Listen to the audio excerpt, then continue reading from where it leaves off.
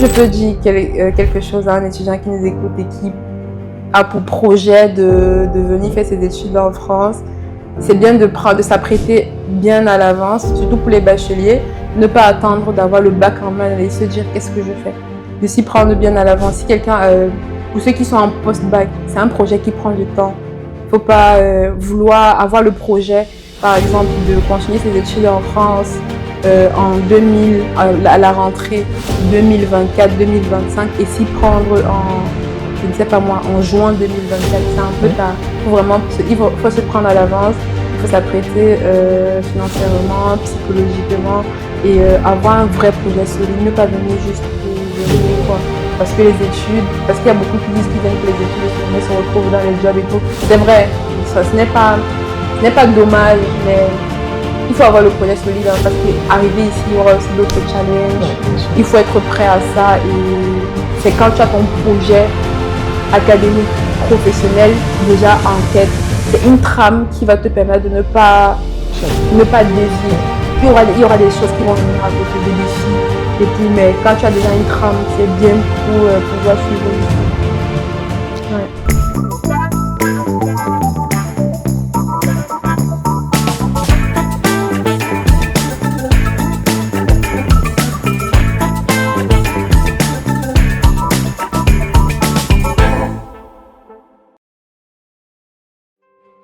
Bienvenue sur ce tout nouveau podcast Parcours Diaspora où j'ai le plaisir de recevoir Angèle qui est une étudiante en 5e année études médicales en France où elle nous livre effectivement tout son parcours jusqu'à ce jour en exclusivité.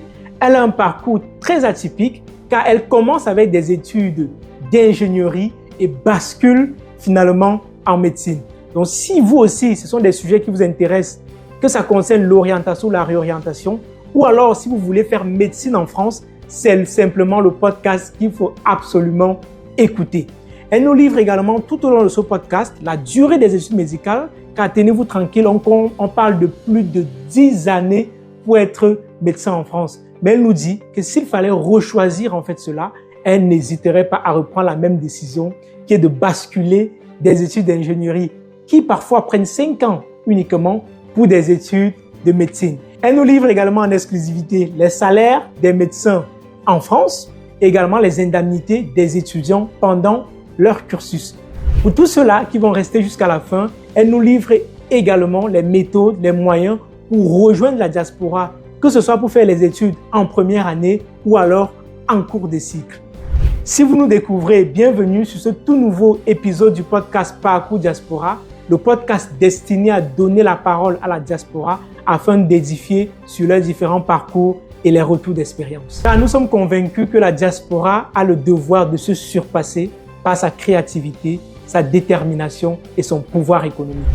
Je suis multidiplômé, je m'appelle Distel, risk manager dans le secteur assurantiel à Paris et consultant dans divers domaines. Je suis également le fondateur de Campus Diaspora, qui est une agence de formation et de coaching à destination de la diaspora. Sur ce podcast, je vous partage seul ou avec des invités, des astuces, des conseils et des retours d'expérience pour mieux préparer son avenir dans la diaspora. J'aborde des sujets tels que l'orientation académique, l'orientation professionnelle, la réorientation, le développement personnel, la productivité et l'entrepreneuriat. Bienvenue dans ce tout nouvel épisode. Bonjour à tous et bienvenue sur ce nouvel épisode de podcast Parcours Diaspora. J'ai le plaisir de recevoir aujourd'hui Angèle qui va nous parler de son expérience, partager cela avec nous pour qu'on puisse davantage tirer le meilleur. Bonjour Angèle. Bonjour Distel, bonjour à tous. Alors je vais te donner peut-être quelques minutes question de te présenter pour que ceux qui ne te connaissent pas puissent en gros savoir qui tu es. D'accord. Je vais me présenter dans le cadre d'une présentation qui correspond un peu au contexte, parce qu'on peut dire beaucoup de choses. Okay. Donc, je m'appelle Angèle, j'ai 22 ans, je suis actuellement étudiante en médecine. Je passe en 5e année à la rentrée prochaine, au moment où la vidéo est tournée. Et je suis camerounaise d'origine. Je suis venue en France après mes études de secondaire et j'y suis depuis pour mes études. Ok, super. En tout cas, c'est un beau parcours. Donc, ça veut dire qu'aujourd'hui, tu es étudiante en médecine. On va en tout cas entrer dans les profondeurs de cela tout à l'heure. Question davantage de savoir, parce que c'est ça aussi le rôle de ce podcast, c'est de pouvoir donner la possibilité à des personnes d'apprendre en fait de nos expériences et pourquoi pas de suivre nos parcours. Parce qu'ici, on parle orientation académique, on parle orientation professionnelle, on parle entrepreneuriat. Et en tout cas, c'est tout ce qu'on appelle le parcours de la diaspora. Le parcours finalement qu'un aspirant de la diaspora, comme je l'appelle, c'est celui-là en fait qui est au pays, qui veut rejoindre la diaspora, et également la diaspora résidente. C'est celui-là qui est déjà en France, mais qui recherche une voie pour davantage se poser. Ouais, c'est ça que j'ai essayé de faire une présentation. C'est ça. Ok, c'est ça. Alors, s'il te plaît, dis-nous, comment est-ce que tu dessines ton parcours depuis le baccalauréat en fait? Depuis le baccalauréat, donc moi j'ai eu mon baccalauréat au Cameroun et je savais déjà que la suite ça allait être les études en France. Alors peut-être pas les études de médecine directement, on en reviendra plus tard, mais je savais que j'avais... Tu savais que ta famille avait déjà préparé tous les dispositifs financiers, tout pour que tu puisses... Oui, on se préparait déjà et la préparation c'était pendant l'année de terminale. C'est pas quand j'ai eu mon bac que je me suis dit qu'est-ce que je fais. Et tu n'avais il n'y avait aucune logique quand même de faire les études au Cameroun ou bien c'était vraiment fixé France ou rien? Et bien il y avait d'autres pays en fait. On a principalement essayé la France. Il aurait pu avoir d'autres pays dans le parcours, mais on s'est dit, déjà, ce n'est pas rien de faire le processus uniquement pour la France. Du coup, je pense qu'on s'est vraiment focalisé sur ce pays. Et tu as des frères ici qui sont venus avant toi ou c'était toi la première qui découvrait la France? Parce que je suppose que tu étais très jeune à ce moment. Oui, j'étais très jeune. J'ai des cousins qui étaient venus avant moi et ils m'ont beaucoup aidé dans mon parcours parce que je pense que c'est un parcours, tu ne te lances pas tout seul comme ça. Si tu n'as pas quelqu'un, je pense que si tu n'as pas quelqu'un qui a vu le truc, c'est un peu compliqué de se lancer toute seule, faire toutes les procédures. Je pense qu'ils ont été d'une grande aide pour moi. Parce que j'imagine très jeune avoir déjà l'ambition de vouloir aller en France, c'est un peu rare de ce genre de parcours. Je trouve. Pour ceux qui n'ont personne en fait en France, c'est rare. Oui. Mais aujourd'hui, ça se fait plus sentir à travers le fait qu'on a une famille, on a un cousin qui est parti avant et tout. Moi, je pense que c'est un peu le cas que tu as. Donc, après ton baccalauréat, tu décides de tout le projet là pour la France et comment ça se concrétise. Et donc le projet, on commence à postuler pour les écoles, on se prépare depuis le début d'année. Et donc, on commence à se préparer. Et là, tu as un bac quoi, juste une précision. Je préparais justement parce que j'ai commencé à préparer ma venue pendant mon année de terminale. Je préparais le bac C. Bac C, ok, d'accord. Ouais, au Cameroun.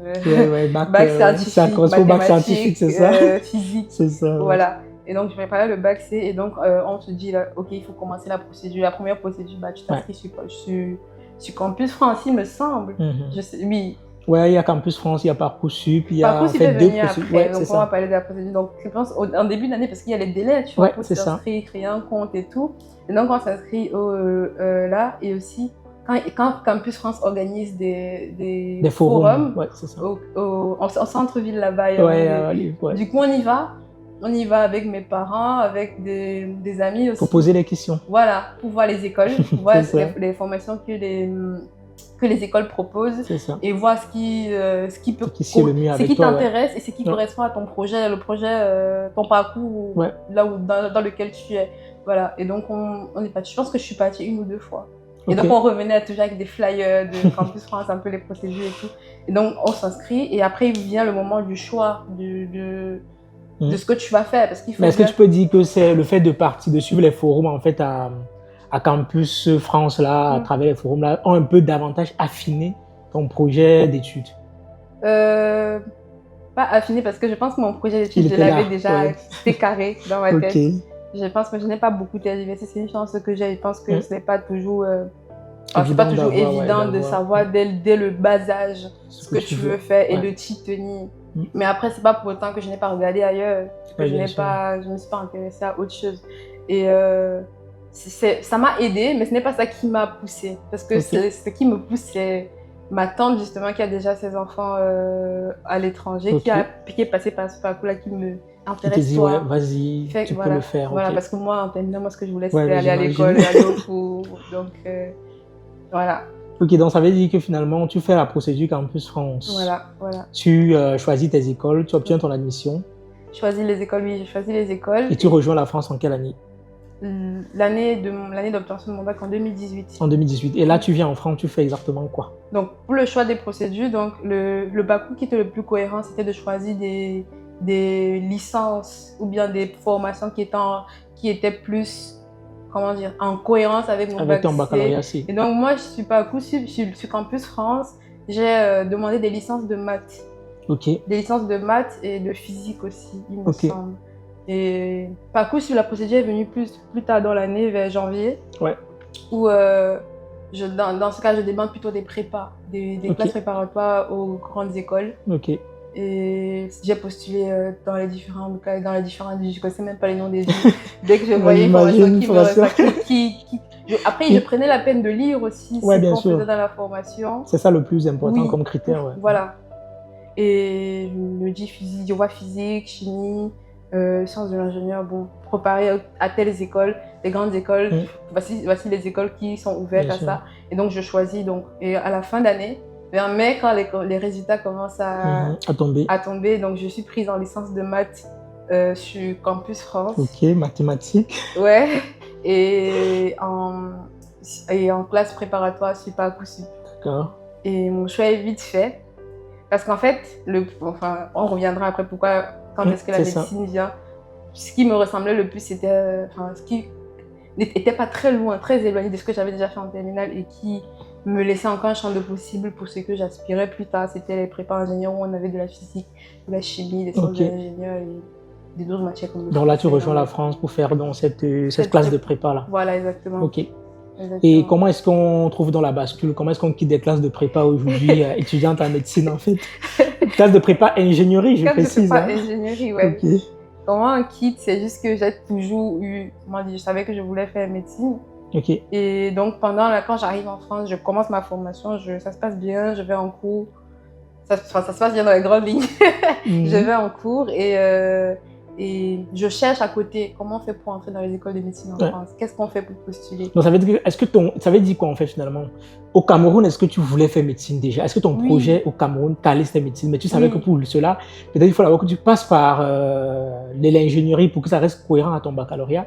Et par la suite changer. Tu avais déjà cette vision là où c'est en France que tu te dis non, peut-être la médecine rend riche et je vais aller vers la médecine. Non, c'est depuis le Cameroun que je sais que je vais faire médecine. Donc ce contournement là était déjà prévu en fait. Oui, parce qu'en fait, au moment où j'essaie de choisir les formations, logiquement, j'ai envie de postuler en médecine sur Campus France. Parce que Parcoursup n'est pas ouvert, il n'y a pas de formations en médecine sur Parcoursup ouvertes quand tu es au pays.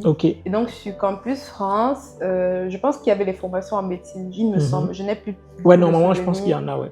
Il me semble qu'il y avait. Et moi, je voulais postuler et moi, on m'a conseillé de ne pas le faire. Parce que moi, c'est très sélectif. Hein. Oui, parce que aujourd'hui, je n'ai pas encore vu d'étudiants qui arrivent directement par là. Oui, et on m'a conseillé de ne pas le faire parce qu'on m'a dit peut-être il y aura un problème, on ne va pas te donner le visa, ou bien, bref, on m'a dit de ne pas le faire. Et moi, j'ai suivi le conseil. Je me suis dit, je vais faire autre chose et ensuite, je vais chercher à me réorienter une fois sur le territoire. Mais c'est un beau parcours, hein. Ça veut dire finalement, c'est un parcours que plusieurs peuvent aujourd'hui copier. Hein. Ça veut dire arriver en France en se disant totalement. Je veux être médecin. C'est vrai, je n'arrive pas avec la médecine comme métier, mais après, c'est toujours possible en fait de virer en fait. Oui, totalement. Et alors, est-ce que le fait que tu quittes d'une prépa d'ingénierie pour une prépa finalement dans le domaine de la médecine, est-ce que le bouleversement n'était pas assez, l'écart n'était pas grand? L'écart en termes de matière. Oui, en termes de matière, en termes de compétences à acquérir pour intégrer vraiment cette prépa-là, faire cette prépa. Ça m'a aidé. Parce qu'en fait, j'ai bien choisi ma prépa parce que c'était une prépa PCSI, donc physique, chimie, sciences de l'ingénieur. Et les connaissances que j'ai acquises en physique, surtout en chimie, m'a aidé en première année de médecine parce qu'en première année de médecine, on voit la chimie. Et c'est de la chimie niveau 1 à la faculté. Et un truc étonnant, c'est ce qu'on a fait en chimie pendant 3 mois en prépa ingénieur. En médecine, c'était un cours de 3 heures. Donc, je me suis dit quand même. Chanceux que j'ai quand même eu des bases là-dessus. Heureusement que j'ai quand même vu. Et pareil pour la physique aussi. Il y a pas mal de trucs en physique qui m'ont beaucoup aidé quand je suis arrivée en première année. Pour moi, je l'ai pris vraiment comme un avantage. Et finalement, comment ça se passe? Là, quand tu es en première année de prépa, tu demandes une autorisation pour une première année de prépa d'une autre filière ou alors c'est une autre candidature à zéro un peu que tu... Je repars à zéro. Ok, je repars à zéro. C'est pas une en première autorisation. année à nouveau. Voilà, je reprends à zéro. C'est comme si j'avais perdu une année entre guillemets. Bon, je ne mais c'est pas considère perdu que en fait, c'est des compétences derrière. Et si c'était à refaire, je referais exactement la même chose. Mais je repars à zéro. Donc je finis une première année que j'ai validée d'ailleurs et je reviens en première année de mais j'ai compris qu'après la première année de médecine, il y a quand même un concours qu'il faut faire afin d'intégrer finalement. Oui, c'est pas donné. Ça veut dire que quelque part, comme il y avait un risque derrière en fait. C'est pas un gros risque. C'est pas un gros risque. Parce que si je ratais, j'allais devoir me réorienter encore en première année d'une autre filière. En fait. Waouh. Voilà. Wow. Ouais, tu étais engagé, mais c'est bien ton engagement, c'est ce qu'il faut. Hein. Surtout quand on est jeune, on dit qu'il faut rêver, il faut oser. Oui. Et la jeunesse, c'est ça. Ok, donc finalement, tu intègres une première année de médecine. À la fin, tu fais le concours. Tu réussis ce concours. Première année de médecine, je te corrige parce que c'est pas vraiment une première année de médecine. C'est une première année commune aux études de santé. L'ex-PACES, pour ceux qui regardent la vidéo et qui cherchent des informations sur ce qu'est la médecine en France.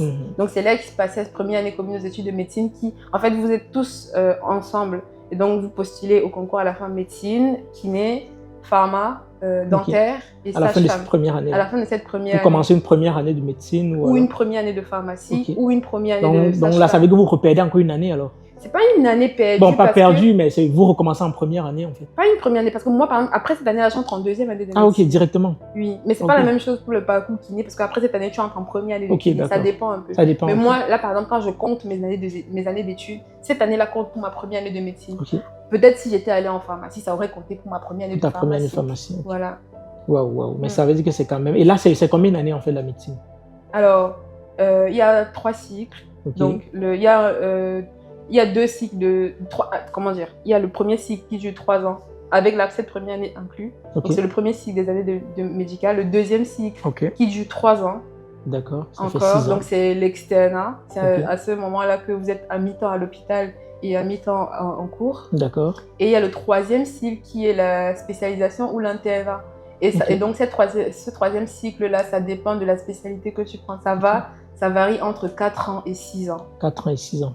Ça veut dire qu'on est quand même à près de 10 ans d'école. Ouais, entre 10 et 12 ans. Mais ça fait pas peur, en fait, de te dire que tu vas faire 10 ans d'école, là. Bah, oui, un peu, mais tout... Parce que pour la petite histoire, moi, j'ai quand même fait une première année de médecine.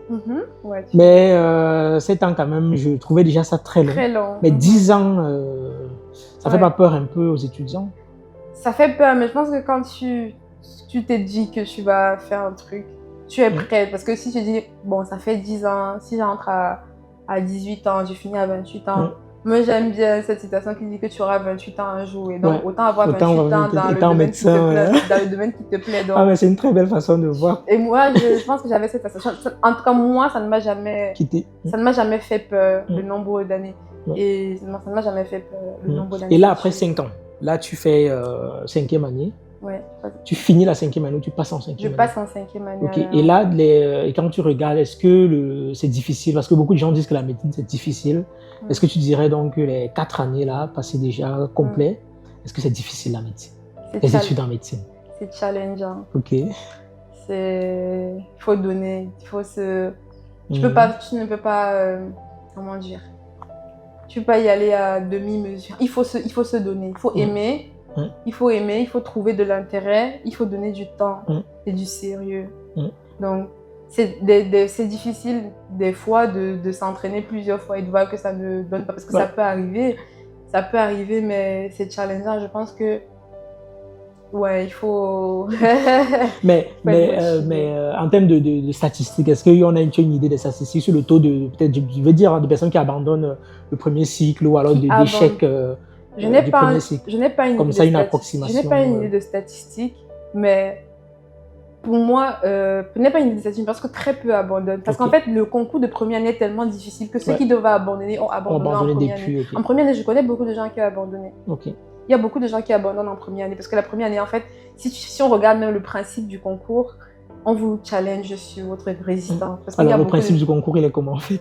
Il y a les matières. Ça peut aider beaucoup de personnes. Il y a des matières qu'on fait qui seront utiles pour la carrière de médecin que vous allez faire. Donc, la biologie, la chimie, la physique. Mais il y a des matières aussi, il y a des matières ou bien des questions qu'on te pose tu sais que c'est classique, c'est pour éliminer des gens, quoi. Et là, c'est un concours où à la fin, on prend combien de personnes? Alors, ça dépend des facultés, et avec la nouvelle réforme, chaque faculté demande un quota à son quota. Généralement, c'est 30% de la promotion. D'accord. Et un peu moins en fonction des facultés. Mais là, ça veut dire quoi? Tu peux postuler dans toutes les facultés, ou bien tu as le choix de choisir qu'une seule faculté? Ah non, tu peux, avant d'entrer quand tu postules sur Parcoursup, ce que j'ai fait, tu peux postuler sur beaucoup de... plusieurs premières années, ouais. Et c'est ce que j'ai fait, ce que j'ai fait d'ailleurs. J'ai postulé dans plusieurs facultés. D'ailleurs, j'ai été prise j'ai été admise dans différentes villes avant de choisir ma ville d'études après, quand j'ai eu les réponses. Donc oui, tu peux postuler dans plusieurs villes. Oui, mais l'étape où tu postules pour les facultés de médecine maintenant, en fait, non, une fois que tu as postulé dans une ville, c'est dans la ville là que tu restes. Dans la ville et dans la faculté. Ah ok, c'est déjà une faculté. Tu présentes le concours de ta faculté. Ok, d'accord. Tu ne peux pas présenter le concours d'une autre faculté? Non. Ah ok, super. Parce que la formation n'est pas la même aussi. Ok. Et c'est un truc qu'il faut regarder, parce qu'il y a des facultés qui vont plus évaluer sur le côté raisonnement. Il y a d'autres facultés qui vont plus évaluer sur le côté par cœur, retenir par cœur des informations. Okay. Ça, c'est un truc important aussi pour le choix de la faculté. Ouais. Oui, voilà, si quelqu'un veut choisir où faire sa première année, en tout cas, parce que le principe reste le même, mais la façon d'évaluer n'est pas la même dans toutes les facultés. Moi, je sais que je suis allée dans une faculté où ils étaient beaucoup raisonnement, et moi, ça me plaisait beaucoup, vu la formation que j'avais. Il était beaucoup plus sur le raisonnement, répondre aux questions. Enfin, c'était pas juste c'était des QCM. C'était des QCM, il fallait résumer, c'était des exercices. Alors que dans d'autres facultés, c'est juste des vrais faux, par exemple. C'est bien, c'est bien. Avec aujourd'hui, 5e année bientôt. Oui. Et comment est-ce que durant ce parcours, est-ce qu'il est arrivé que vous fassiez des stages? Oui. Ok. Oui, beaucoup. Dès que tu réussis le concours, vous êtes en stage. Vous avez un premier stage, un stage infirmier. Vous êtes auprès des infirmiers, vous apprenez à administrer des médicaments, vous premier contact avec l'hôpital, c'est pas mal. Et depuis que je suis en train de médecine, j'ai des stages tous les ans en fait. Tous les ans. En deuxième année, ça c'est avant d'entrer en deuxième année, c'est pendant les vacances. On a un stage infirmier. Et après, en deuxième année, pendant l'année, il n'y a pas beaucoup de stages, mais toutes les semaines, on est au moins une fois à l'hôpital pour aller apprendre à ausculter le patient, apprendre à utiliser le stéthoscope, apprendre à palper les intéressant pouls. Comme ça. Voilà, c'est basique, mais c'est super important. Tu vois, apprendre à palper les pouls, apprendre à écouter les bruits du cœur, apprendre à écouter les bruits du poumon. C'est vraiment ça. Et là, la scolarité dans ces écoles-là, la scolarité est comment en fait? Alors, c'est des facultés publiques. Et donc, la scolarité, c'est... En tout cas, je pense qu'il y a eu une réforme pour les étudiants étrangers, même dans les facultés privées. Mais en tout cas, à l'époque où je suis... Enfin, à l'époque, j'ai l'impression d'être super vieille en disant ça. Ah, mais ça fait quand même 4 ans, 5 ans même, hein, si on compte la première année d'arrivée. Donc voilà, quand j'entrais en faculté, la scolarité, c'est scolarité comme tout étudiant français. Ok, d'accord. Mais là, en fait, il y a quand même quelque chose qu'on reproche en fait aux facultés en fait en Afrique et principalement au Cameroun parfois, de ne pas avoir une compétence dans la formation des étudiants. Où est-ce que tu penses qu'il va y avoir l'écart? Est-ce que tu as des camarades quand même au Cameroun qui font aussi la médecine, où vous challengez souvent vos connaissances pour voir un peu s'il y a un peu d'écart et où est-ce que ça se situe? Qu'est-ce qui cause cela? J'ai honte. Je connais des gens qui sont en médecine, mais je n'ai pas de contact. Je n'ai pas de contact, non, je n'ai pas de contact. Ce serait super intéressant, maintenant que tu dis... peut-être je vais parce que je me dis quand même que quelque part, ça pourrait arriver que tu exerces au Cameroun. Hein. Oui, totalement. Je connais une qui est au Congo. C'est vrai que je me suis jamais challengée sur les connaissances avec elle. Parce qu'il y a quand même plus ou moins, c'est ce qu'on dit aujourd'hui, ce qui court dans les médias, c'est l'absence des étudiants parfois au cours. Je ne sais pas si ici en France, il y a une politique très carrée pour que les étudiants ne manquent pas autant les cours que dans les facultés au Cameroun. Bon, ici. Oui. Les étudiants de ce que j'ai vu, ils ne parlent pas beaucoup en cours magistral. Généralement, dans les amphis, il n'y a pas beaucoup de gens. Ça dépend des périodes. Mais après, il y a les autres, il y a des systèmes de compensation. Les cours sont retransmis, mis sur le Moodle. Sur le Moodle. Et donc, on peut revisionner les cours. Donc, ce n'est pas tant le fait de ne pas aller en cours qui pose problème parce que les étudiants sont bien formés derrière. Tu peux revoir les cours.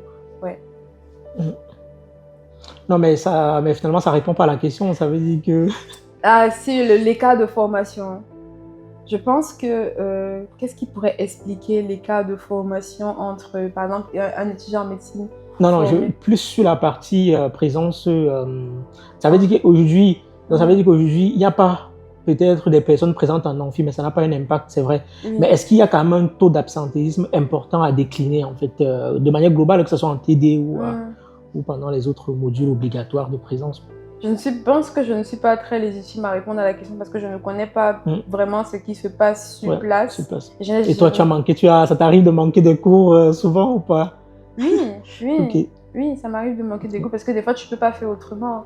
Par exemple, si tu as un job à côté et que ton job c'est l'après-midi, les cours c'est dès l'après-midi, c'est un peu challengeant. Et les étudiants en médecine, ils arrivent à faire des jobs quand même? C'est pas très fréquent ici en France en tout cas, mais oui, c'est possible. C'est possible. Et donc, pour revenir à ta question que tu as posée avant, moi, pour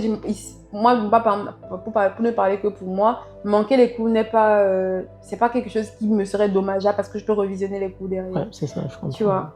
Mais c'est vrai que nous, il n'y a pas forcément ça au Cameroun. Oui. Et je pense que dans ce contexte-là, ne pas aller en cours, ce serait dommageable. Après, aussi, les étudiants en médecine qui ne vont ni en cours et qui ne revisionnent pas les vidéos, ils ont les livres. Ils lisent. En fait, je pense que le plus important, c'est si tu te formes. Savoir comment tu compenses cela. Voilà, il y a des gens qui ne vont pas en cours, qui ne revisionnent pas les cours, mais qui sont très bons parce qu'ils lisent. Ils lisent les livres et ils s'entraînent derrière parce qu'il y a les plateformes d'entraînement. Ils font les entraînements, ils font les annales et ils arrivent, ils sont super bons. Et ils vont au stage aussi parce que la formation pratique est super importante. Donc, ils vont au stage, ils lisent. Ils s'entraînent et finalement, parce qu'il y a d'autres qui n'aiment pas aller en cours. Il y a des gens qui n'aiment pas aller en cours. Parce que des fois, ils trouvent que c'est une perte de temps et des fois, je leur donne raison que ça pourrait être une perte de temps. Donc là, 5e année, bientôt 6e année, donc tu entreras en internat. J'entre en 5e. Ouais, ça, je dis bientôt la 6e année. Je pars quand même plus vite que le temps. Oui, tu cours un peu, donc bientôt quand même l'internat. Et tu as dit c'est 4 ans. Est-ce que tu es prête à faire ces 4 ans-là? C'est entre 4 et 6 ans. Wow. Et les spécialités qui m'intéressent... Pour le moment, les spécialités qui m'intéressent, c'est entre 5 et 6 ans. Wow. Mais en fait, comme je t'ai dit, j'ai jamais eu peur de ça. Donc, pour moi, ce n'est pas un problème. Pour moi, tant que je fais ce qui me plaît, tant que je m'épanouis dedans, pour moi, le nombre d'années n'est pas... Et tu me disais en fait en off là que les spécialités qu'il y a en internat, en fait, c'est pratiquement... C'est-à-dire la médecine générale est une spécialité en fait. Oui. Donc ça veut dire que si tu veux être médecin général en France, il faudrait faire au moins 10 ans en fait. Oui, c'est minimum 10 ans. Pour tout médecin en France, c'est minimum 10 ans. Ouais. Wow. Parce qu'après, comme je t'ai parlé des cycles, donc tu fais le premier cycle, le deuxième cycle, ça fait 6 ans en tout. Mais après 6 ans, tu as un diplôme de formation appliquée en médecine générale. En médecine. Tu as un diplôme de formation appliquée en médecine. Mais tu ne peux pas exercer en tant que tel. Il faut faire l'internat. Wow. C'est lourd en fait. C'est lourd. Ouais, il faut faire Alors, on va revenir un peu sur ton intégration à proprement parler. Tu arrives en France tout jeune. Tu habites dans tu es logée en famille, tu es toute seule. Donc, le premier mois, je suis en famille. Et très rapidement, je trouve un logement parce que c'est loin. Mon école est loin de ma maison familiale. Et donc, oui, je suis restée 1 mois en tout avec ma tante qui m'accueille. Et ensuite, j'ai commencé à habiter. Et toi, si on dirait trois grands, je vais dire, en termes de problématiques d'intégration, en fait, qu'est-ce que tu dirais, en fait? Thème de problématiques d'intégration. Quelles sont les grosses difficultés que tu as rencontrées pour l'intégration? Les grosses difficultés. Que ce soit académique, que ce soit social, que ce soit financière. La solitude. La solitude. Parce qu'au début, parce que tu quittes un peu de tout au tout. Tu laisses d'abord ta famille au pays, tu y arrives. Mais bon, je suis arrivée dans un bon cadre familial, franchement. Je pense que tout le monde n'a pas forcément ça. Et ça, je rends grâce à tout ça. D'avoir un bon cadre familial qui t'accueille dans un pays et que tu ne connais pas, où il fait froid. Donc, mais après, justement, quand j'ai commencé à habiter seule, j'ai ressenti, tu vois, ce vide-là, ouais. Voilà. C'est comme s'il n'y avait que les études dans ta vie. Tu te lèves, tu vas en cours et puis tu reviens. Donc oui, c'est quand même un gros défi. Je me suis habituée, bien évidemment, après. Et j'ai commencé à apprécier même, à beaucoup apprécier. Une autre grande problématique. Le côté financier, est-ce que Tu as toujours tenu bon par rapport aux finances, ta famille te soutenait ou alors toi-même tu essayais de... Déjà, la première année, il y a l'AVI, Okay. qui est très bien. Et il faut savoir que quand je suis arrivée, j'étais mineure. Okay. Donc, c'est pas moi qui gérais. Et c'est ma tante qui gérait et elle gérait super bien. Donc, Okay. je n'avais pas de problème, je ne me posais même pas de questions. Tu vois, je ne me posais pas de questions. Et c'était pas... Et c'était... Non, pas de soucis financiers, Dieu merci. C'était juste peut-être financièrement, je dis un peu le choc parce que quand on arrive, on a un peu on veut un peu convertir francs CFA euros. C'est vrai que je pense que le premier truc que j'ai acheté en France de moi-même, parce que encore une fois, je remercie ma tante, était vraiment, enfin vraiment elle faisait un peu tout pour moi, enfin tout ce qui était nécessaire pour vivre, c'était vraiment elle qui s'occupait de tout ça. Et franchement, grand merci à elle. Le premier truc que j'ai dû acheter, quand j'ai déménagé, c'était une brosse à dents. Donc je vois j'entre dans une petite supérette, je vois la brosse à dents, je vois c'était 1 euro et quelques. J'essaie de convertir, je dis mais c'est pas possible. Ça fait plus de 1000 francs CFA, c'est un peu beaucoup. Il y a juste ça, mais je pense qu'avec ça aussi, c'est un peu normal. De faire mais ça finalement, qu'est-ce qui t'a challengé en fait durant tes 5 années aujourd'hui en France? Qu'est-ce qui m'a challengé? Quelle est l'expérience que tu pourras apporter en termes de challenge en fait durant ces 5 années? En termes de challenge, le challenge scolaire, académique, le challenge académique, le challenge de vraiment finalement reconnecter avec... Il y a aussi le challenge social à l'école, c'est pas très facile toujours de sociabiliser avec des gens qui sont finalement différents. Il y a des gens qui trouvent que c'est facile. Après, j'ai pas eu du mal avec ma première année de prépa parce qu'on est dans une petite classe, tout le monde se connaît. Mais en faculté, quand je suis arrivée en faculté de médecine, c'est plus la même chose parce qu'on est en amphi, on est très nombreux. En amphi, c'est hyper tendu. Si vous êtes dans un amphi de 500 personnes, donc c'est rempli. Les gens ne viennent pas forcément pour parler, ou bien les gens viennent, il y a déjà des groupes. Tu t'es fait des amis quand même, tu t'es fait des amis entre temps, ces 5 années-là? Oui, bien sûr. De ma promotion, oui. J'ai des camarades, on va dire ça comme ça. J'ai des camarades, des bons contacts, déjà avec qui on peut se rassembler pour étudier et tout. Ça a pris du temps. Ça a pris du temps, mais après ça dépend parce que ça dépend de la personnalité de tout chacun aussi. Il y a des gens qui arrivent, se font très vite des amis. Il y a des gens qui ça prend un peu plus de temps et tout. Ouais. Non, mais c'est bien finalement, à t'écouter, on a l'impression que la médecine, c'est du tout beau en France. Hein. Peut-être beaucoup de personnes viendront en France faire médecine à cause de cet épisode de podcast. Alors maintenant, on va entrer dans les perspectives. Comment est-ce que tu te vois? Tu te vois après ton cycle d'internat? Comment est-ce que tu te vois après? Et où est-ce que tu te vois surtout? C'est une question que j'évite de me poser. Mais déjà, je me vois déjà, je serai déjà médecin. Dieu merci. Et je pense que si j'essaye de faire une ébauche de carrière, moi j'aimerais bien plus tard, j'aimerais plus tard enseigner. Peut-être à long terme peut-être. À long terme. Et donc pour ce faire, il faut quand même avoir une carrière hospitalo-universitaire. Et donc après ton internat, faire un clinica. Où tu encadres les étudiants. Tu es à l'hôpital, tu es médecin à l'hôpital, mais tu encadres aussi les étudiants. Tu encadres les étudiants qui se font. C'est une procédure qui existe. Hein? Oui, c'est une procédure qui existe. Et donc tu encadres les étudiants, que ce soit les enfants. Mais tu repars à l'école ou pas? Non. Il y a des formations. Je pense qu'il y a des formations à côté. Il faut faire un master, il faut faire des masters. Il faut faire des masters à côté. Des diplômes universitaires aussi. Oui, et des diplômes universitaires. Et tu encadres les étudiants. Et puis, je ne sais pas comment la pratique. Je me pose encore des questions. Si je dirais plutôt vers une pratique. Bien une pratique en ville ou une pratique à l'hôpital.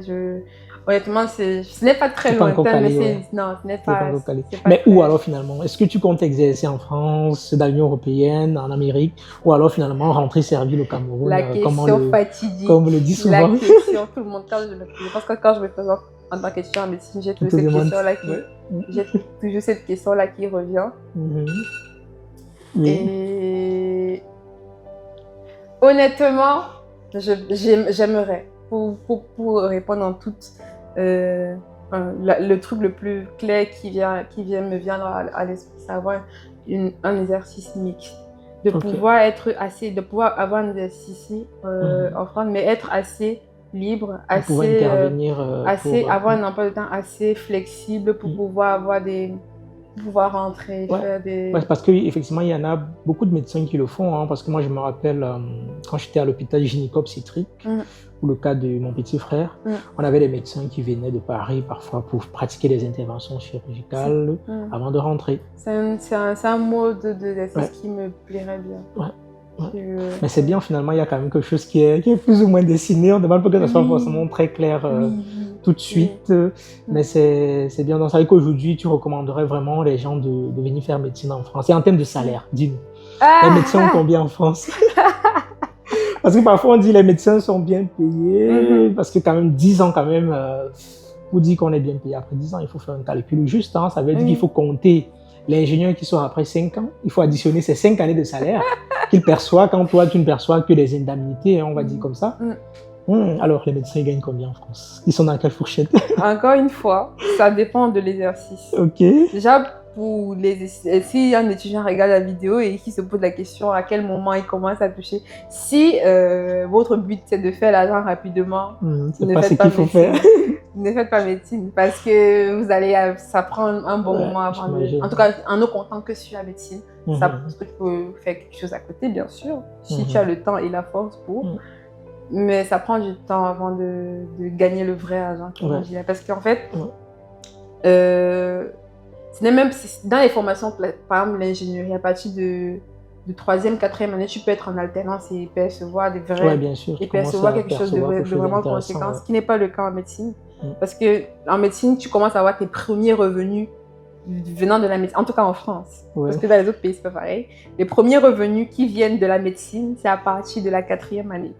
Et encore là, honnêtement, c'est pas juteux. C'est une indemnité de présence à l'hôpital, parce que je suis quand même présent tous les matins à l'hôpital. Donc, il y a c'est quelque chose qui est bien aussi, parce que c'est un système qu'il n'y a pas dans les autres pays. Là, je pense à la Belgique, par exemple. En Belgique, commence à installer vraiment à partir de l'internat. Après, ce salaire est bien plus élevé qu'en France. On compense, quoi. Voilà. Et donc, Et donc pendant l'externat, c'est-à-dire de la 4e à la 6e année, vous avez des revenus qui viennent de votre présence à l'hôpital. Mais ce ne sont pas des revenus suffisants pour une qualité de... Enfin, ce n'est pas des revenus qui peuvent assurer une qualité de vie normale en France. Donc, beaucoup d'étudiants en médecine, moi je parle pour moi en tant qu'étudiante étrangère, beaucoup d'étudiants en médecine qui ont leurs parents ici, ils ont des revenus qui viennent de leurs parents. Pareil, moi aussi j'ai des revenus, mes parents continuent à me soutenir financièrement. Et à côté, depuis la deuxième année, j'ai un job qui me permet de compléter les revenus. Et des fois, il faut choisir. Des fois, c'est pas toujours possible. Des fois, c'est pas toujours possible parce que il y a aussi tes études te prennent une grosse partie de ton temps et donc. Ça veut dire qu'il faut quand même sensibiliser quand même les gens sur le fait que en venant faire médecine, il faut quand même être préparé financièrement. Ça veut dire qu'il faut pas se dire, parce qu'il y a des étudiants quand même, il faut le dire, qui viennent en France en se disant, je ferai des jobs pour payer ma scolarité pour vivre. Ils sont uniquement basés sur ce principe de financement. Et ça risque à un moment de les bugger par rapport à l'étude de médecine. En médecine, en tout cas, oui. Parce que peut-être tu auras des jobs sur toutes... Après, il y a des gens qui s'en sortent très bien. Il y aura des gens qui auront des jobs sur toute leur durée de la formation. Ils n'auront pas peut-être le niveau qu'ils veulent en médecine. Moi, par exemple, j'ai eu un job à partir de la 2e. Déjà, première année, oubliez. Non, première année, honnêtement, première année, vous ne pouvez pas. Première année de médecine, c'est l'année du concours. Si tu veux faire un job à côté, c'est mort. Déjà, même ceux qui après cette vidéo, ceux qui iront voir, tu ne peux, pour moi, honnêtement, après, je pense qu'il y a toujours des décisions à la vie. Mais pour moi, tu ne peux pas entrer en première année des communautés de santé ou bien aujourd'hui c'est pas CELAS, donc parcours accès santé, et ça comme ça s'appelle la première année et avoir un job à côté. Parce que c'est un concours, difficile. Il y a beaucoup de gens qui postulent. Bien sûr. Il faut choisir un moment donné. C'est une année où il faut vraiment se donner à fond.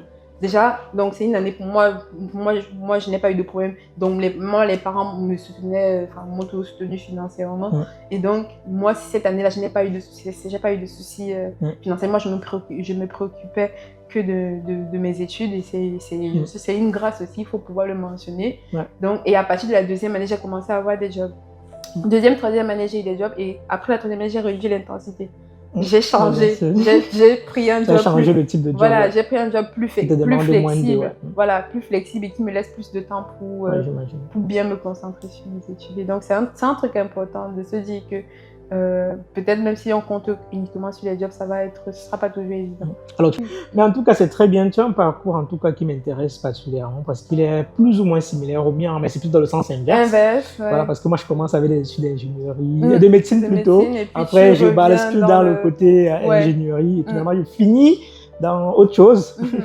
Mais c'est pas le lieu de parler de cela. Mais en tout cas, ton parcours certainement va davantage guider beaucoup de personnes.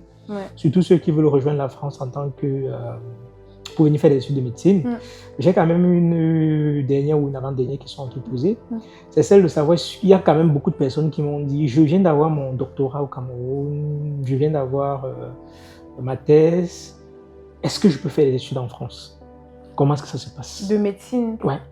Alors, il y a un concours qui est ouvert aux personnes qui ont eu leur formation hors de l'Union européenne. Parce qu'il y a une formation pour... Si c'est pas très clair, mais je sais qu'il y a une pour ceux qui viennent de l'Union européenne et ceux qui sont hors Union européenne. Et il y a un concours qui est mis sur pied. Voilà, qui est mis sur pied, qui leur donne accès à l'internat. Directement. Donc, soit, j'en connais même dans ma faculté, ils peuvent soit directement postuler pour l'internat. Donc, le concours leur permet de passer le concours de l'internat après. Donc, et ils passent le concours ou bien ils choisissent de reprendre l'externe à partir de la quatrième année. Voilà. Et beaucoup de gens font ça aussi. Et là, c'est étant ici ou ils peuvent le faire étant à l'étranger? C'est étant ici. C'est étant ici. Pas tant de l'étranger, je n'ai pas cette information. Mais je pense que c'est depuis ici. Après, je pense qu'il y a d'autres qui sont déjà médecins, qui pratiquent déjà et qui font un concours directement pour exercer ici. Mais après, exercer, peut-être pas en hôpital public. Je connais aussi des gens qui ont fait ça. En tous les cas, ils peuvent être des assistants. Dans tous les cas, c'est tout à fait possible. Ok, en tout cas, c'est très intéressant. On arrive peut-être à la dernière question. Est-ce que finalement, parce qu'il y a quand même le volet aussi entrepreneuriat qui est important pour Parcours Diaspora, dans le cas de ce podcast, est-ce que tu as des visées entrepreneuriales en fait? Des visées entrepreneuriales. Je sais que l'entrepreneuriat m'intéresse beaucoup. Même si des fois, j'ai envie de dire non, c'est pas compatible avec la médecine. Je sais que c'est quelque chose qui m'intéresse beaucoup. Je n'ai pas de projet clair ou bien je me dis je vais faire ça. Et c'est par exemple pour mêler entrepreneuriat et médecine, le plus logique c'est d'ouvrir sa clinique, de gérer sa clinique comme une entreprise. Et oui, il y a ça et puis il y a d'autres projets entrepreneurial à côté.